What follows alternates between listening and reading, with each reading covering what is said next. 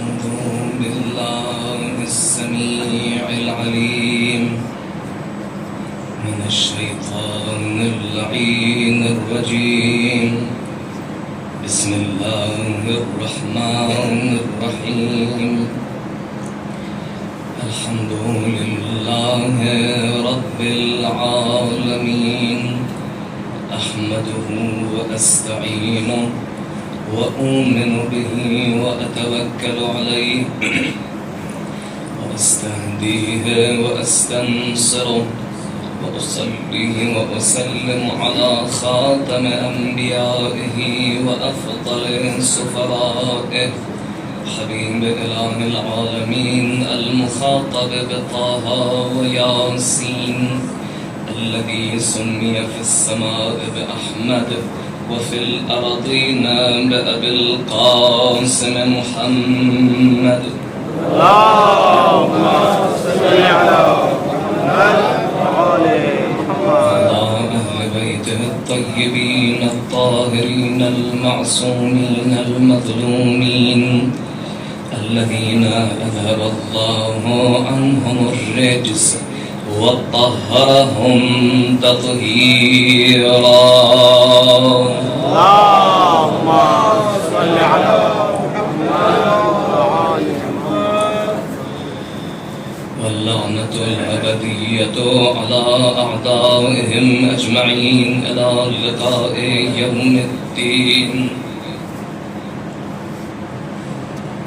يا كاشف الكرب عن وجه الحسين اكشف قلوبنا بحق أخيك الحسين.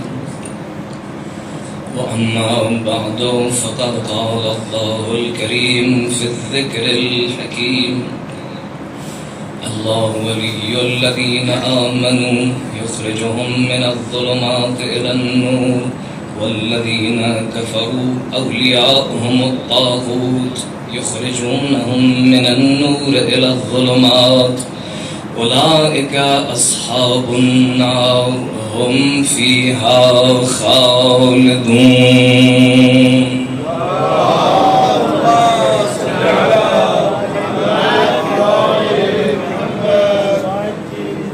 عزاداران سرکار سید الشہداء اور طلاب ذوی الاحترام، روز جمعہ ختم ہوا ہے کہ جو مخصوص ہے حضرت حجت سے. ہمیں امید ہے کہ ہماری یہ عزاداریاں اور یہ ذکر حسین اور برادر حسین ان کی بارگاہ میں ہمیں قریب کرے، ہمیں ان سے ان کی ذات سے قریب کرے، اور یہ ذکر حسین اور برادر حسین باعث بنے کہ ہم میں سے اسی فرش عزا سے کچھ ناصران مہدی پیدا ہوں کہ جن کو یہ لیاقت ملے کہ ان کی سپاہ میں شامل ہوں اور انہی کی سپاہ میں انہیں شہادت اور کامیابی نصیب ہو. اس دعا کی قبولیت کے لیے مل جل کر ایک صلوات پڑھیں.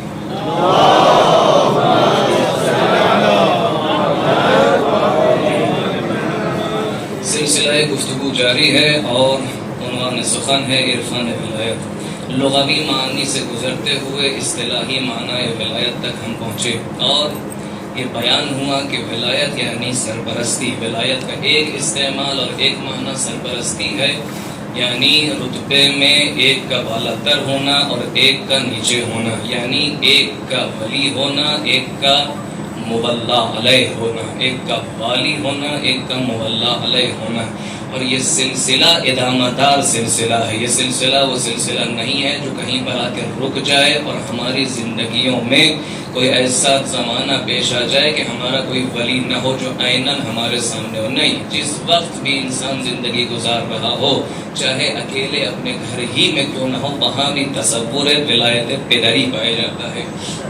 یعنی کبھی بھی کوئی وقت کوئی گوشہ انسان کا مفہوم ولایت سے خالی نہیں ہے. ہر وقت ہر جگہ ہر زمانے میں کوئی نہ کوئی مجسم ولی آپ کے سامنے ہوگا، چاہے وہ مطلق ولایت الہیہ کا حامل ہو یا رشحات ولایت کا حامل ہو، اور اس سلسلے پر ایمان لانا ہے تو پورے سلسلے پر ایمان لانا ہے، ناقص اگر ایمان ہوگا تو پورا ایمان کفر میں تبدیل ہو جائے گا۔ یہ سلسلہ ولایت پروردگار سے شروع ہوتا ہے، ولایت انبیاء کے سلسلے میں ادامہ دار ہوتا ہے، یہاں کے اوصیاء سے لے کے اول الاوصیاء سے خاتم الاوصیاء تک متصل ہوتا ہے، اور خاتم الاوصیاء کی ولایت کے رشحات اور اس کی کرنیں علماء اور فقہاء میں تقسیم ہوتا ہے۔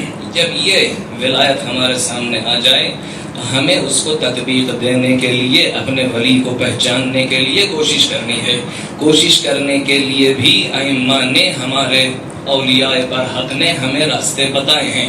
پچھلی رات آپ کے سامنے ایک راستہ بیان ہوا، وہ راستہ کیا ہے؟ کہ نصوص معتبرہ، وہ نصوص، وہ روایتیں، وہ لکھی ہوئی میراث، وہ حدیثیں جو ہم کو آسانی دیں، ہم کو راستہ بتائیں کہ ہم وقت کے ولی کو جو کہ متصل ہے اس ولایت سے، ہم اسے پہچان سکیں۔ ایک راستہ نص ہے، تو نص سے معتبر ظاہر حدیث ہمارے لیے ایک راستہ ہے کہ ہم اپنے ولی زمان کو پہچان سکیں، جس کی ولایت امام معصوم سے متصل ہو رہی ہے۔ 3-4 حدیثیں کل آپ کے سامنے بیان ہو چکی، لیکن ایک اشکال یہاں پیش آتا ہے کہ جب انسان فقاہت کی وادی میں اترتا ہے تو ایسا نہیں ہے کہ وہ بس حدیث پڑھے اور مان لے۔ جب انسان فقاہت کی وادی میں اترتا ہے تو اسے حجت کی ضرورت ہوتی ہے، اور آپ حضرات سب طالب علم ہیں، آپ نے دیکھا درس خارج میں جب گفتگو شروع ہوتی ہے تو کبھی کبھی ایک حدیث پہ گفتگو شروع ہوتی ہے، پورا سال ختم ہو جاتا ہے، اسی حدیث پہ گفتگو جاری رہتی ہے۔ کیوں؟ کیونکہ حدیث کے اندر حدیث بالکل قرآن جیسی ہے، ظاہرہ انیق و باطنہ عمیق، کیونکہ جس کا ظاہر بہت ہی استوار اور خوبصورت ہے لیکن باطن بہت عمیق ہے۔ مشخصاً یقیناً فقہاء اس پر گفتگو کرتے ہیں، اور فقہاء کا کام ہے کہ حدیث کے مختلف گوشوں کو نکالیں اور کس طرح اس میں ورود کرنا ہے، وہ ان کا کام ہے۔ لیکن ظاہر پر، حدیث پر اشکال ہو سکتا ہے۔ ہر فقیہ اپنی جگہ معذور ہے، جو اس کی تہوں تک پہنچ پایا یا نہ پہنچ پایا۔ للمخطئ اجر واحد وللمصیب اجران، اگر کوئی پہنچ پایا تو اسے 2 اجر ملے گا، اگر حقیقی کوشش کرتا رہا نہ پہنچ پایا تب بھی اجر ہے، کیونکہ کوشش الہی کوشش تھی۔ تو بالآخر نصوص میں تھوڑا بہت، نصوص معتبرہ میں، روایات میں تھوڑا بہت ولی کو پہچاننے کے لیے تطبیق دینے میں مشکل پیدا ہو سکتی ہے کسی کے لیے بھی۔ فقہاء کا بالآخر یہ معیار ہے، فقہاء کا یہ انداز ہے کہ گفتگو کرتے رہیں گے، بحث کرتے رہیں گے، مجادلہ ہوتا رہے گا، مباحثہ ہوتا رہے گا، ہو سکتا ہے کبھی بات بنبست تک پہنچ جائے جیسے کہ پہنچی ہے، لیکن اس سے ہٹ کے جو باقی راستے ہیں وہ ہمارے لیے ایک طرح سے حجت کو تمام کر دیتے ہیں۔ کوئی کہے حدیث کی دلالت تام نہیں ہے، ٹھیک ہے، لیکن تو پہلا راستہ حدیث، نصوص معتبرہ، لیکن دوسرا راستہ جو سب نے بیان کیا، مقام ولایت کو درک کرنے کے لیے، اس سلسلے کو سمجھنے کے لیے جو پروردگار عالم سے شروع ہو کے فقہاء زمان تک پہنچتا ہے، اس سلسلے کو سمجھنے کے لیے ہم نے صرف تمہیں نصوص اور روایات نہیں بلکہ عقل بھی دی ہے۔ دوسرا راستہ عقل ہے، عقل کے ذریعے، کیونکہ عقل حجت باطنی ہے، ایک طرح سے رسول باطنی ہے جو انسان کو ہدایت کی طرف لے جاتا ہے۔ وہ رسول باطنی جو انسان کو ولی کی طرف لے جاتا ہے، ان بالا ترین ہدایت بسمت ولی ہے، تو یقیناً عقل بھی انسان کو ولی کی طرف لے جائے گی۔ وہ بے خرد اور بے عقل لوگ ہیں جو اپنے عقل کے ذریعے تعقل نہ کر سکنے کے ذریعے ولی کو نہ پہچان سکے، ولایت اور ولی کا انکار کریں، یعنی اصل سلسلہ ولایت کو نہ سمجھ پائیں اور مصداق ولی کو نہ سمجھ پائیں۔ ایسے لوگ تھے کہ جنہوں نے اصل سلسلے کا انکار کیا اور مصداق ولی کو بھی نہیں پہچانا۔ وہ بے خرد لوگ کون تھے تاریخ میں؟ جو کہ نعرہ لگا رہے تھے لا حکم الا للہ، لا حکم الا للہ، لا طاعت لمن عصى، ہم تو اگر مانیں گے تو صرف خدا کی، ہم اگر مانیں گے تو صرف ولایت الہی، حکومت الہی کو مانیں گے۔ یہ نہیں جانتے ارے پروردگار خود تھوڑی زمین پہ آنے والا ہے حکومت کے لیے، بالآخر یقیناً ایک عینی مجسم ولایت الہی رکھنے والا شخص ضروری ہے. اسی لیے مولا کائنات نے کہا کہ کلمۃ حق یراد بها الباطل، یہ ایک حق کلمہ ہے کہ حکم سوائے پروردگار کے کسی اور کا نہیں ہے.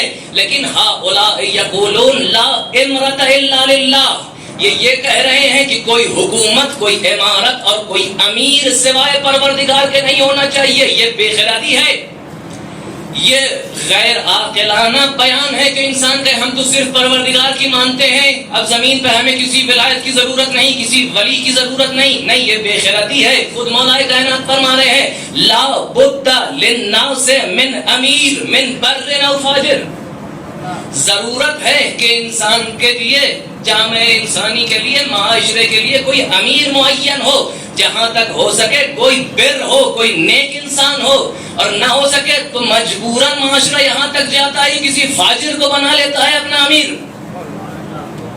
اسی لیے فقہاء نے بھی کہا، وہ فقیہ جس کے نزدیک شاید نصوص کی دلالت تام نہ ہو، خود کہتے ہیں اپنے درس میں، آیت اللہ عابدی فرماتے ہیں کہ فقیہ عظیم مرحوم آیت اللہ مرزا جواد آغا تبریزی اپنے درس خارج میں یہ کہہ رہے تھے کہ جو ادلہ شرعی ولایت فقیہ کے لیے وارد ہوئے ہیں، ولایت فقیہ کے لیے، ولایت مطلقہ کے لیے وارد ہوئے ہیں، میرے نزدیک علمی طور سے ان پر اشکال ہے، میرے لیے حجت پورے طور سے نہیں بن سکتے، ان کی دلالت میرے نزدیک تام نہیں ہے.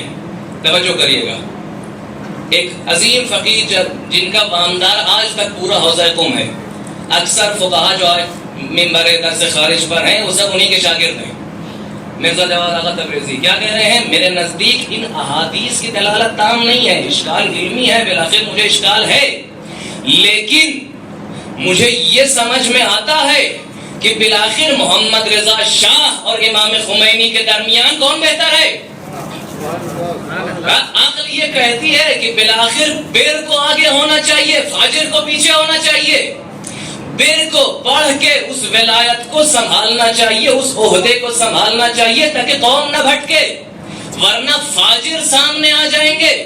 یہ عقل بتا رہی ہے، اس کے اندر نہ نصوص کی دلالت کی کوئی بات ہے، نہ ادھر ادھر دیکھنے کی کوئی بات ہے. عقل کہہ رہی ہے بالآخر معاشرے کو ایک سرپرست کی ضرورت ہے.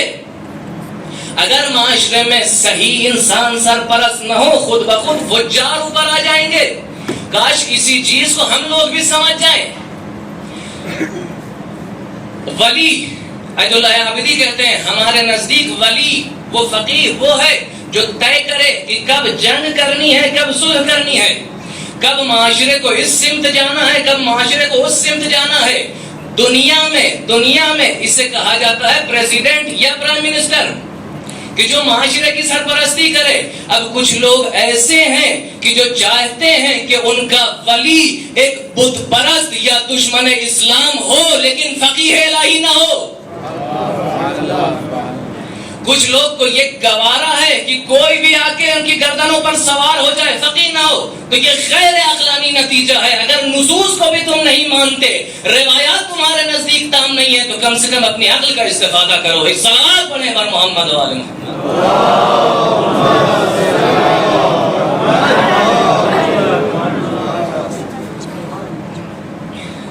اگلا راستہ ہے فطرت. نصوص ہمارے سامنے، روایات، احادیث، کلام معصوم ہمارے سامنے. دوسرا راستہ عقل ہے. بے خرد ہے وہ جو خوارج کی طرح کہے کہ ہم کسی کو نہیں مانتے، ہم خالی جو گزر چکے ہیں انہی کو مانتے ہیں. نہیں، وقت کے لیے ضروری ہے ولی کا ہونا. اگلا راستہ فطرت. فطرت کیا ہے؟ کہا ہر کسی کے اندر، ہر انسان کے، ہر سالم انسان کے اندر ایک چاہ ہے جو اسے اچھائیوں کی طرف لے جاتی ہے.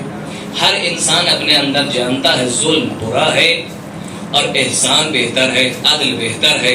ہر انسان سمجھتا ہے اچھا کیا ہے، برا کیا ہے. جب تک اس نے اپنی فطرت پر خاک نہ ڈالی ہو وہ جانتا ہے صحیح کیا ہے، غلط کیا ہے. روح انسان کی ایسی ہے کہ خود بخود اچھائیوں کی طرف مائل ہوتی چلی جاتی ہے. جب روح اور دینت اچھی ہوتی ہے تو خود بخود ولی خدا سمجھ میں آنے لگتا ہے. جب روح اچھی ہوتی ہے تو خود بخود ولی خدا سمجھ میں آنے لگتا ہے. اگر روح میں خرابی پائی گئی، اگر فطرت پہ انسان نے خاک ڈالنا شروع کیا تو ولی الہی سامنے بھی ہوتا ہے تو نظر نہیں آتا کہ فطرت خراب کیسے ہوتی ہے. ثم كان عاقبة الذين اساءوا السوء ان كذبوا بآيات الله. وہ لوگ جو گناہ پہ گناہ کرتے چلے جاتے ہیں اور گناہ پر جری ہو جاتے ہیں، نتیجہ کیا ہوتا ہے؟ آیات الہی کی تکذیب کرتے نظر آتے ہیں. جب گناہ پہ گناہ کرتے چلے جاتے ہیں، قسی القلب ہو جاتے ہیں اور ذرہ برابر احساس پشیمانی نہیں کرتے تو کیا ہوتا ہے؟ خود بخود اس کا اثر تکوینی یہ ہوتا ہے کہ فطرت خراب ہوتی ہے، گناہ پسند آنے لگتا ہے، ولی شر پسند آنے لگتا ہے اور ولی الہی سے نفرت خود بخود دل میں ایجاد ہو جاتی ہے. تو انسان اگر اپنے آپ کو سنبھالے کہ اس وادی میں نہ گرے، اگر انسان اپنے آپ کو پاک رکھے تو اولیاء الہی بھی اس کے دل میں محبوب ہوتے چلے جائیں گے. یہ ایک راستہ ہے فطرت کو سالم رکھنے کا. لیکن کبھی کبھی بس عزیزو کبھی کبھی فطرت پہلے سے خراب ہوتی ہے.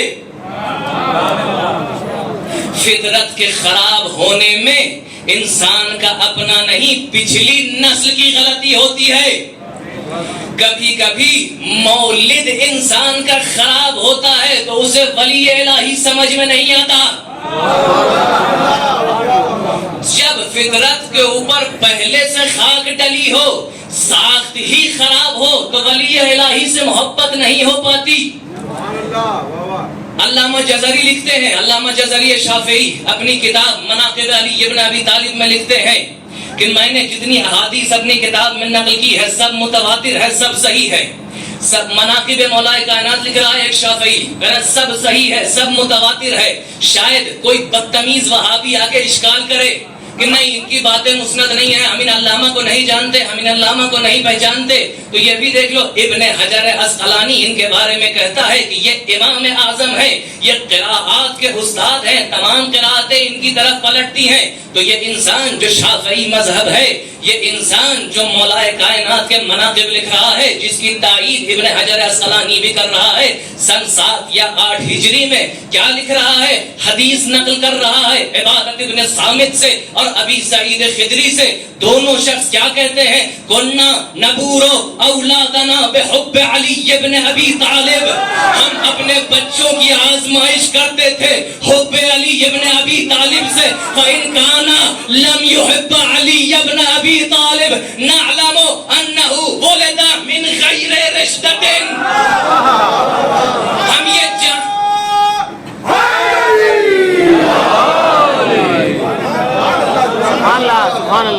اگر محبت علی پیدا نہ ہوتی تھی، اگر وہ بچہ علی کو دیکھ کے مسکرا نہ دیتا تھا تو ہم جان جاتے تھے یہ کسی غیر صحیح طریقے سے دنیا میں آیا ہے. اسی لیے تو کہا من وجد فی قلبہ برد ولایتنا، جس کے دل میں ہماری محبت کی ٹھنڈک محسوس ہوتی ہے، فلیکثر الدعاء لأمہ، بہت زیادہ اپنی ماں کے لیے دعا کرے، لأنہا لم تخن اباہا، اس نے کبھی بھی اس کے باپ سے خیانت نہیں کی ہے. ایک صلوات پڑھیں بر محمد و آل محمد.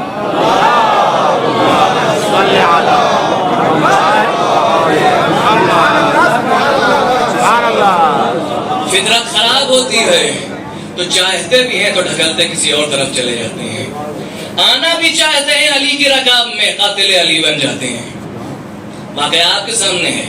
اسی لیے پیغمبر نے کہا یا علی لا يحبك الا طيب الولادة ولا يبغضك الا خبيث الولادة. جب فطرت پاک ہوتی ہے، بس عزیزوں، جب فطرت پاک ہوتی ہے تو چاہے انسان کو بتایا بھی نہ جائے، نام بھی نہ پتا ہو، کبھی دیکھا بھی نہ ہو، کوئی تصور بھی ذہن میں نہ ہو، کبھی نہ دیکھا ہو، نام بھی نہ سنا ہو، کوئی بھی تصور اور صفت ذہن میں نہ ہو، تب بھی پہچان لیتا ہے. جاء الى رسول اللہ وفد من الیمن، یمن سے کچھ لوگ آئے، ایک وفد، ایک ڈیلیگیشن یمن کا پیغمبر کے پاس آیا.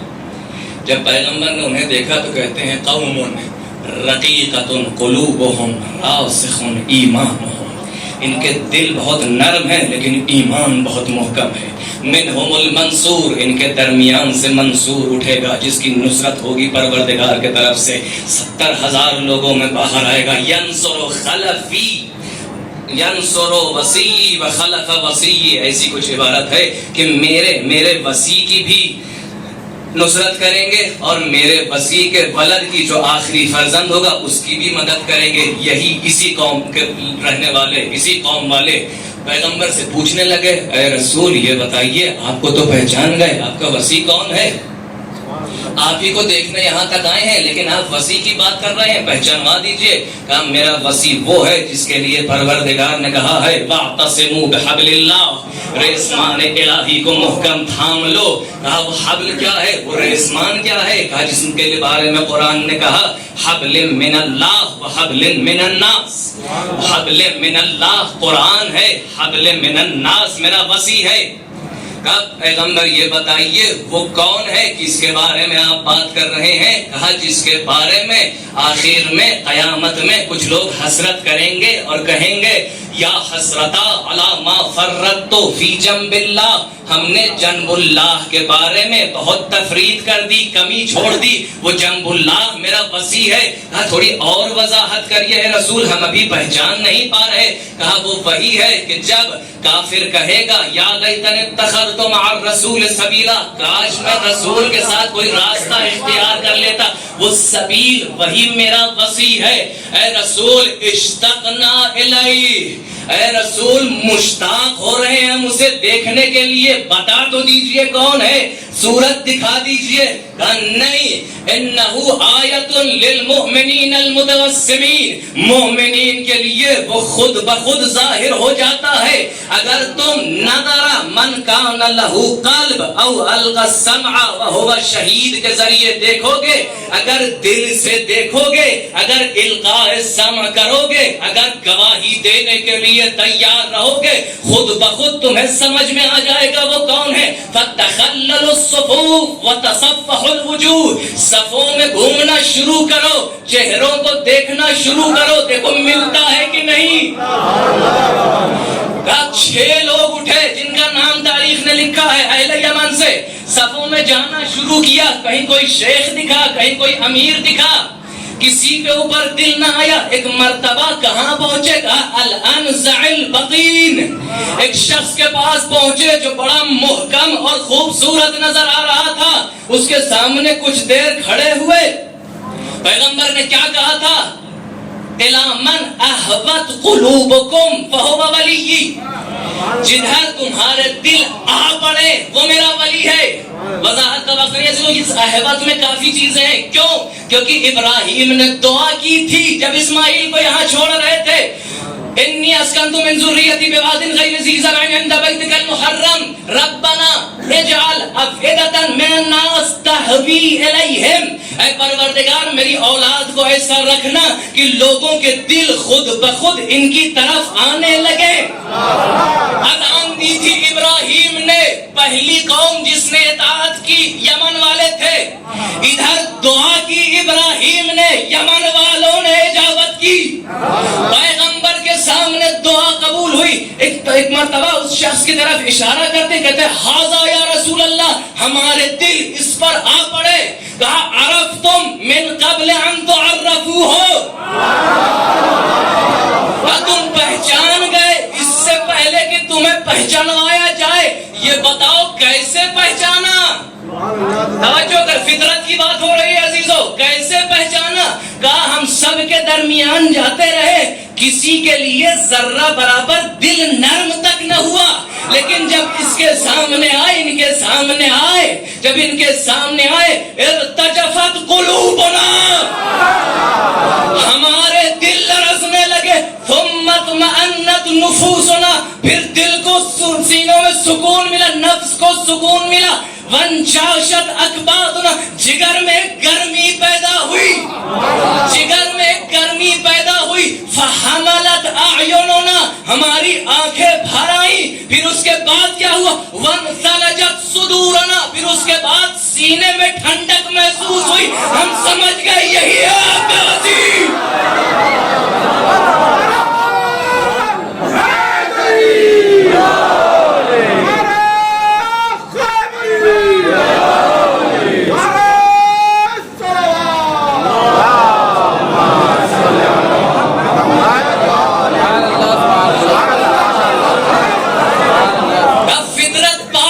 ہوتی ہے، قلب میں رقت ہوتی ہے اور ایمان محکم ہوتا ہے، بغیر بتائے خود بخود ولی کو پہچان لیتے ہیں۔ ایک بات کہوں، پیغمبر نے کہا من احب اہل الیمن فقد احبنی۔ کمال الدین کی روایت پڑھ رہا ہوں عزیزو، من احب اہل الیمن فقد احبنی ومن ابغض اہل الیمن فقد ابغضنی۔ یہ ولایت علی میں اتنا ضم ہو چکے ہیں جیسے مجھ میں سے ہو چکے ہیں۔ الایمان یمانی والحکمت یمانی وانا یمانی۔ اگر ہجرت نہ ہوتی کنت امر من اہل یمن، میں بھی یمن میں ہوتا۔ پیغمبر کیا بتانا چاہ رہے؟ کہا جان لو کبھی کسی غیر ولی کی طرف یہ مڑتے نہیں ہیں۔ یہ کوئی اور نہ جانتا ہو، ہم تو اچھے سے جانتے ہیں۔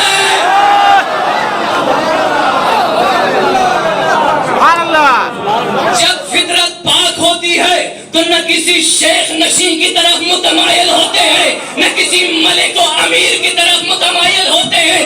اگر کسی پہ دل آتا ہے تو یا جبل عامل کا ایک سید ہوتا ہے یا خراسان کا ایک سید۔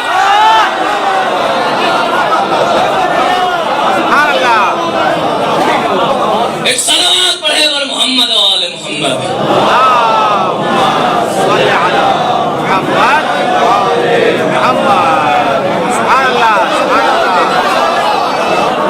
فطرت پاک ہو خود بخود مل جاتا ہے،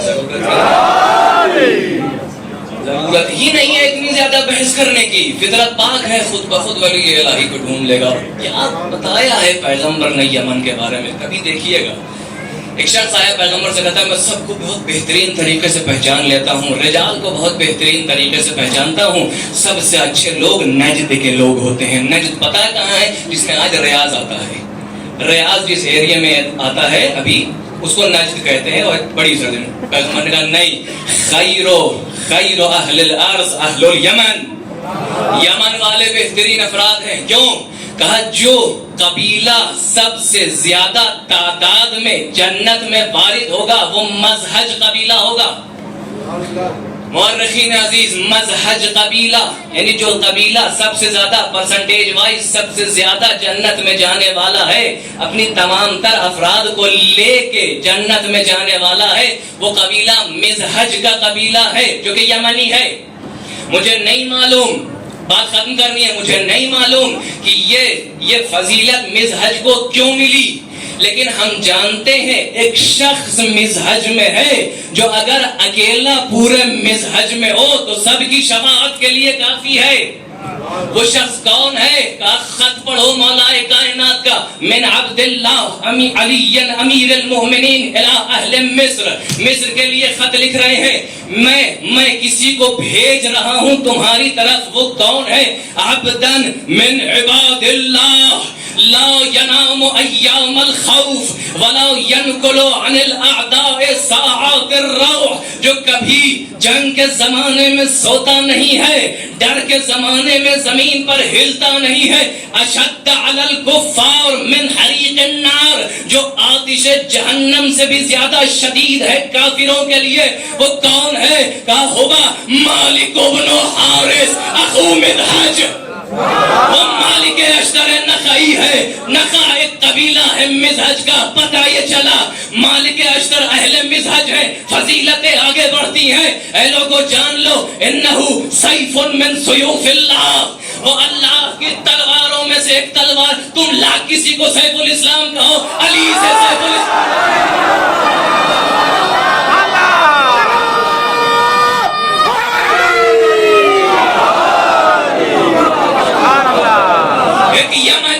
یمنی ہے عاشق علی ابن ابی طالب، جو سیف من سیوف اللہ، نہ کبھی اس کی دھار کمزور ہوتی ہے نہ اس کی ضرب میں خطا ہوتی ہے۔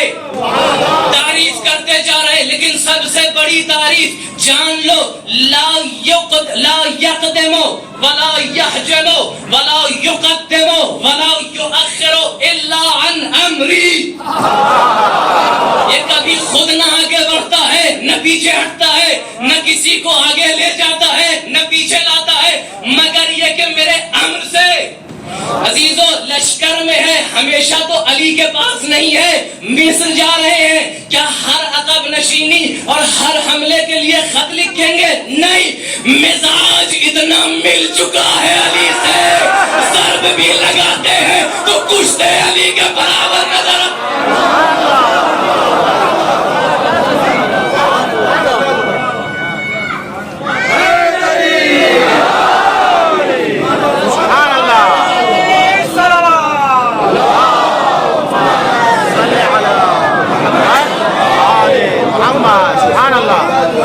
یہ کون ہے؟ بس عزیزو، یہ کون ہے؟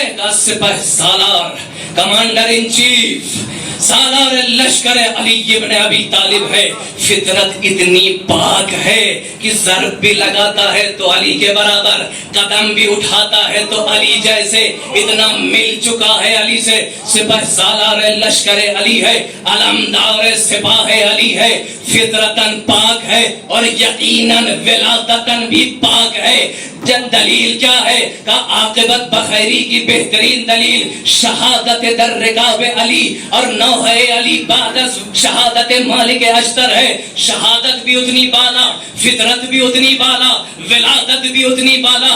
عزیزو، یہ سپہ سالار لشکر علی ہے نا کہ جس کی ولادت اتنی اونچی ہے، جس کا مولد اتنا عظیم ہے، اس کے مولد کا اندازہ لگاؤ جس کی ولادت کے لیے خود علی ابن ابی طالب دعا کر رہے ہو،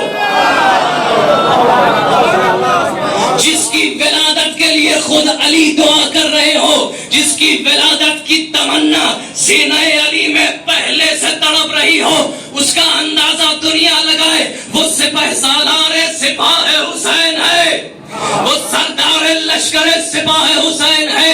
فطرت میں اتنا بالا، کبھی کسی نے جو کہا ہو عباس حسین کے سامنے کچھ بولے ہو نہیں، لیکن مزاج ملتا ہے۔ جب پتہ چلتا ہے حسین اس لیے نہیں کہہ رہے جاؤ تاکہ کوئی چلا جائے، حسین دیکھنا چاہتے ہیں کہ وفاداری کتنی ہے، سب سے پہلے کھڑے ہوتے ہیں، کہتے ہیں الا نبقى بعدک، ہم آپ کو کبھی چھوڑ کے نہ جائیں گے۔ ہاں عزیزو، وہ مالک تھے جن کی فطرت اتنی عظیم، جن کا مولد اتنا عظیم، لیکن یہ عباس جن کی شہادت اتنی عظیم، شہادت بھی دیکھو عباس کی ایسی۔ مالک شہید ہیں، مالک شہید ہیں، لیکن امام معصوم کہتے ہیں ان للعباس منزلۃ عند اللہ یغبط بها جمیع الشہداء۔ ارے جس کی شہادت پر مالک اشتر بھی رشک کرے اسے ابو الفضل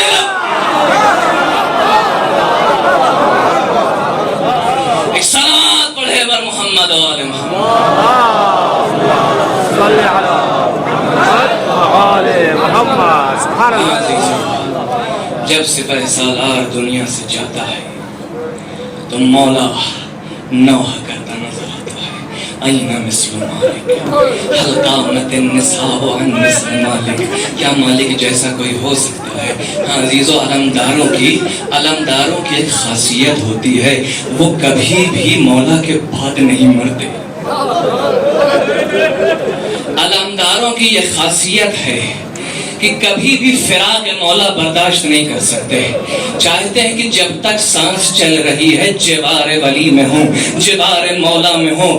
اگر ہماری سانس باقی ہے، اگر ہماری سانس کٹنی ہے تو سانسیں ان سے پہلے کٹ جائیں۔ ہاں عزیزو، کس مقام کا حامل ہے ابو الفضل العباس؟ ہم نے سنا ہے نا کہ امام زمانہ تشریف لاتے ہیں، وہاں جس مقام پر ابو الفضل العباس کا ذکر ہو رہا ہو وہ دعائیں قبول ہوتی ہیں جس میں واسطہ ابو الفضل العباس کا ہو، وہ عریضے محترم ہوتے ہیں جس میں واسطہ ابو الفضل العباس کا ہو۔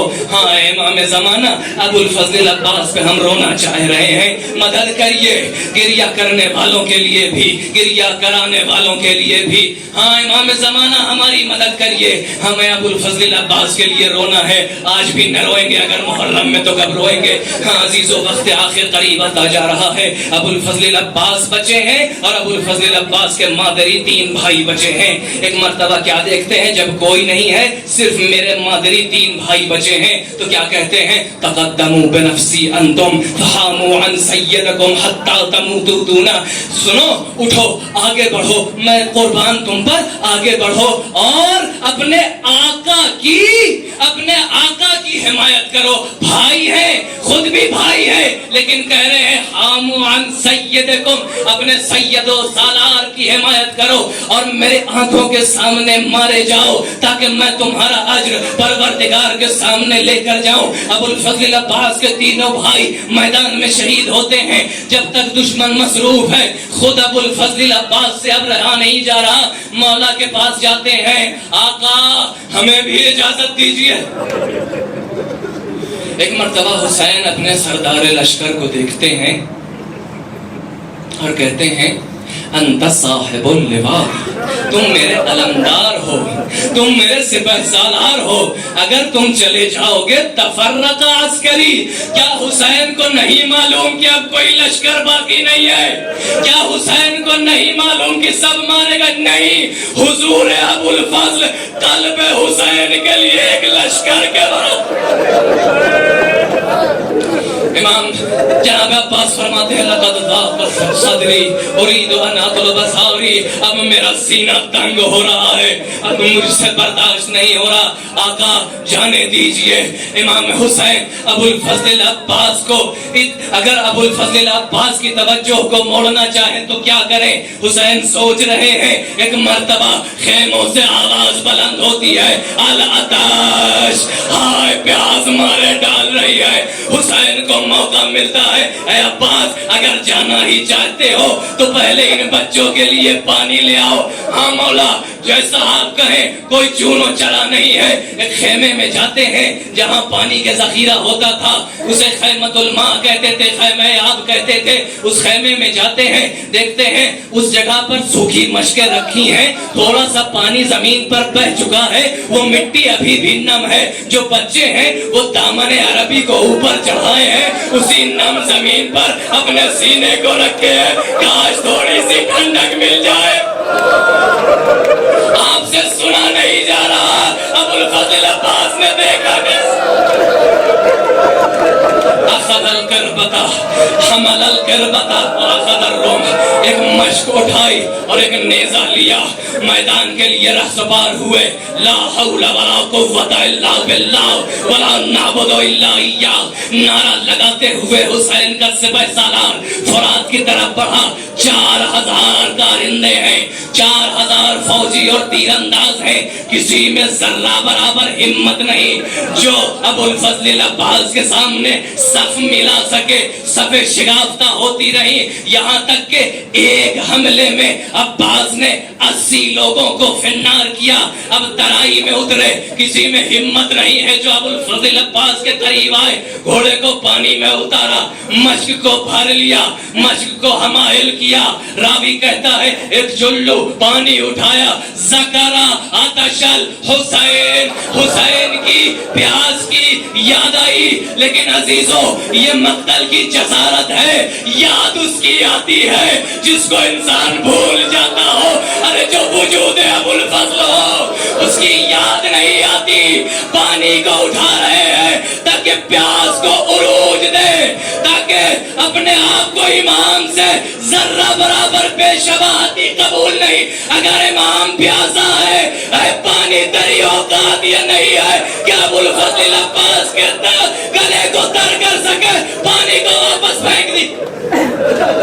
اب تیار ہوئے, اپنے نفس کو ریاضت دے چکے ہیں نا. اے نفس, ذرہ برابر حسین سے غیر شباہت نہ رکھنا, ہمیشہ حسین سے شبیہ رہنا, اس لیے پانی کو پھینک دیا. اب جو شریعہ سے نکلے تو کیا کہتے ہیں, یا نفس من بعد الحسین ہونی, اے نفس اگر تم بعد حسین زندہ رہو تو تم پروائے ہو.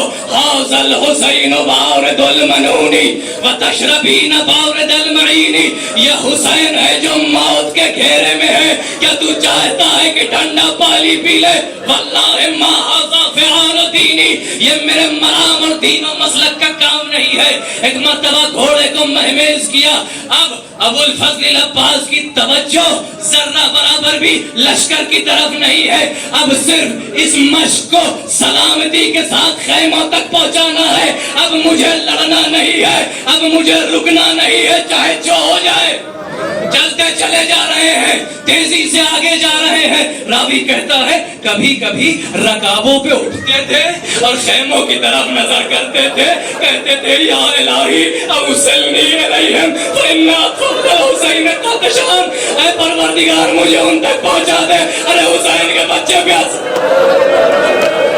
دشمن نے سمجھ لیا کہ اب حواس سے ابو الفضل جنگ کی طرف نہیں ہے, نخلستان کی طرف گئے ابو الفضل تاکہ تیر ادھر نہ آ سکے. نسلوں کے درمیان سے, پیڑوں کے درمیان سے راستہ کاٹتے ہوئے جا رہے ہیں. دشمن نے نخلستان کو گھیرا, 30,000 کا لشکر بٹتا گیا انہیں نخلستانوں میں کمین کی تاکہ جہاں سے عباس گزرے ایک وار کر سکے.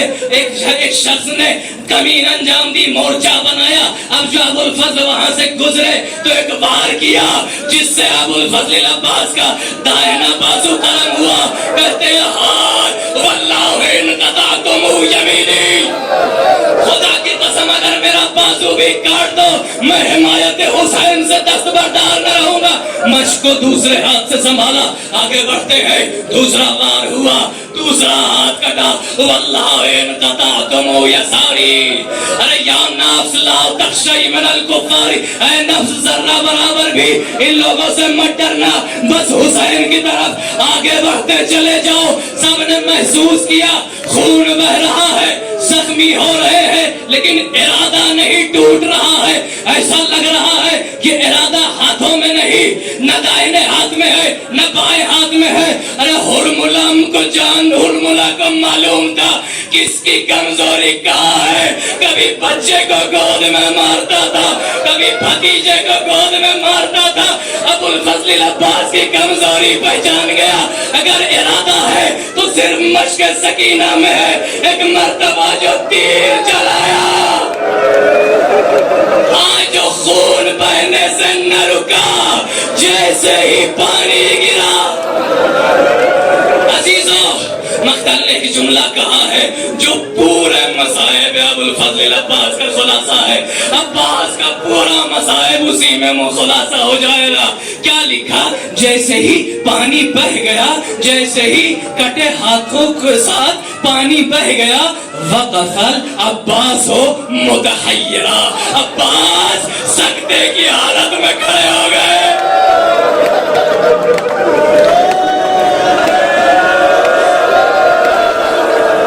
نظریں ٹک گئی عباس کی, کروں تو کیا کروں, خیمے کی طرف جاؤں تو پانی نہیں, واپس جاؤں تو اب لڑنے کے لیے. دشمن میں ہمت آئی, جمع ہونا شروع کی ہے. آپ نے سنا ہے نا ابو الفضل عباس کے سینے پہ تیر لگا ہے, آنکھ پہ تیر لگا ہے. ایک سوال کروں گا عزیزو, جو پشت بلشکر ہو, خیموں کی طرف جا رہا ہو, اس کے آنکھوں میں اور سینے پہ تیر کیسے لگ سکتا ہے؟ اس کا رخ تو خیمے کی طرف ہے, پشت دشمن کی طرف ہے. وجہ جانتے ہو عزیزو؟ جب جا نہ سکے خیموں کی طرف, جب شرم آئی اور قدم اٹھانے میں گھوڑے کا رخ موڑ دیا, ارے بڑھ گئے دشمن کی طرف, حوالے کر دیا حوادث زمانہ کے.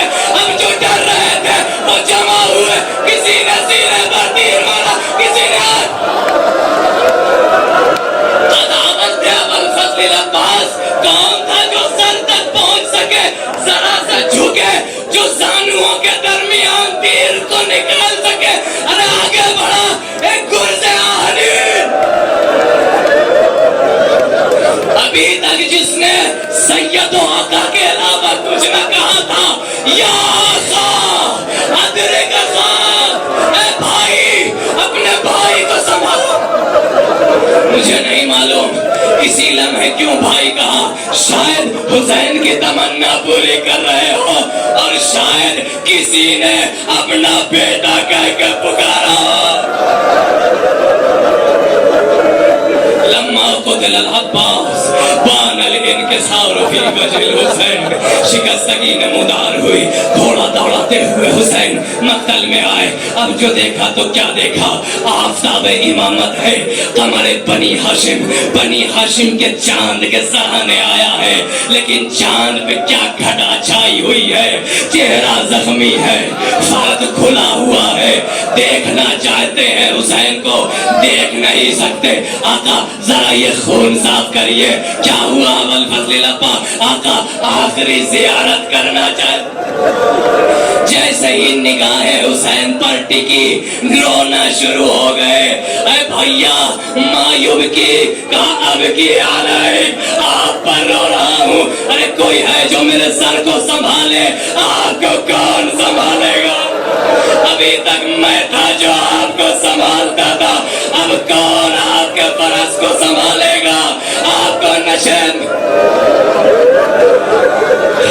لاش کو اٹھانا چاہتے ہیں. آقا خیریت؟ کہا تمہیں خیمے میں لے جانا چاہتا ہوں. نہیں آقا, میں نے وعدہ کیا تھا پانی لے آؤں گا, مجھے یہی چھوڑ دیجئے. ارے جانتے ہیں, سن چکے ہیں, ان کا سارا زہری وقلت ہیلتی. ارے مرتے دم تک خیال ہے, ارے حسین کی کمر ٹوٹ چکی ہے, حسین مجھے مت اٹھانا.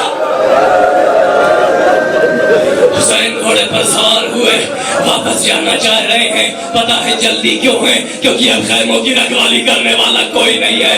واپس جانا چاہ رہے ہیں. عزیزو زیارت کے لیے جاتے ہو نا, آخری ودا یاد کرو. خالی ایک گنبد ہے, خالی ایک مینار ہے, اور دل میں ایک تصور ہے. جتنی دور گلی تک جاتے ہو پھر مڑ جاتے ہو, پھر سلام کرتے ہو, پھر دور جاتے ہو. ارے نہ جانے کیا چھن رہا ہوتا ہے, نہ جانے کس چیز سے فراغ ہو رہا ہوتا ہے. بار بار نظریں گنبد پر ٹک جاتی ہے نا. تم نے کیا عباس کو دیکھا ہے؟ نہیں. کیا عباس کے ساتھ رہے ہو؟ نہیں. کیا عباس کو کبھی سینے سے لگایا ہے؟ نہیں. بس ایک تصور ہے. ارے وہ حسین جس کی آغوش میں عباس پلا ہو, کیسے مڑ مڑ کے دیکھ.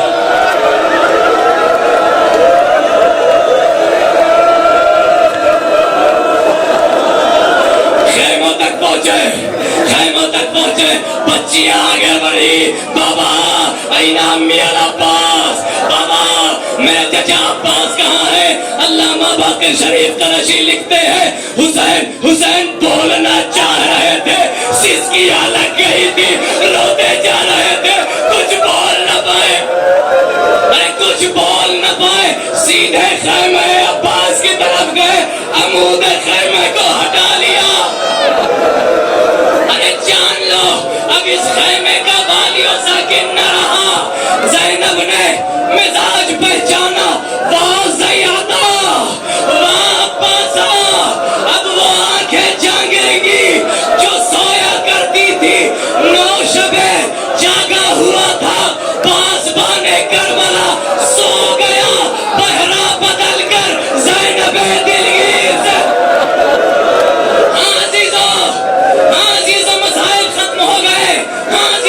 لیکن ایک بھتیجی اور ایک چچا کا رشتہ زمانہ کبھی نہ بھول پائے گا.